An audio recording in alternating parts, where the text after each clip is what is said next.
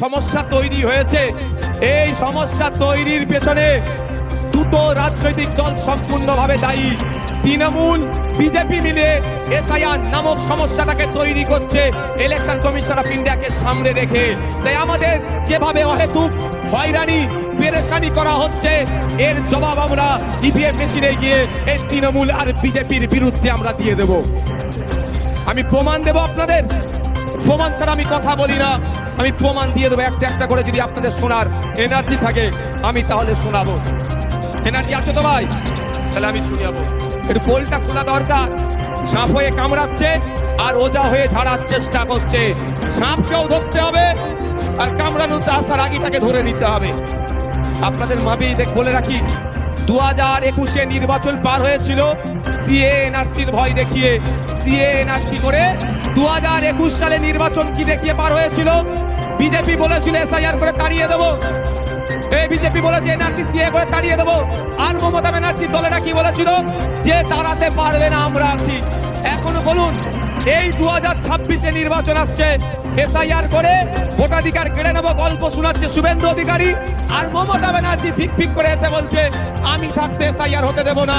Already কাগজ নিয়ে আপনাকে আমাকে ছুটাছুটি করতে হচ্ছে। আমার নামও নোটিশ এসে গিয়েছে।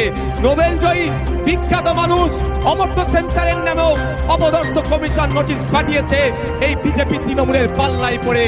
শুধু তাই নয়, স্বাধীনতা সংগ্রামী মুক্তিযোদ্ধা বীর ভারতবর্ষের অন্যতম শ্রেষ্ঠ আইকনিক ব্যক্তি, তার নাম নেতাজি সুভাষচন্দ্র বোস। নেতাজি সুভাষচন্দ্র স্যারের পরিবারকেও এই নোটিশ পাঠিয়েছে। তাই আপনাদের বলবো, 2026-এর বৈতরণী পার করার জন্য তৃণমূল আর বিজেপি এসআইআর নামক এই সমস্যাটার অবতরণ করেছে।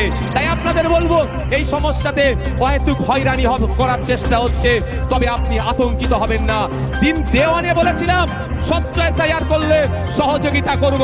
আজকেও বলছি স্বচ্ছ এসআইআর মিস ভোটার লিস্ট স্বচ্ছ হোক, মৃত ভোটারের নাম বাদ যাবে।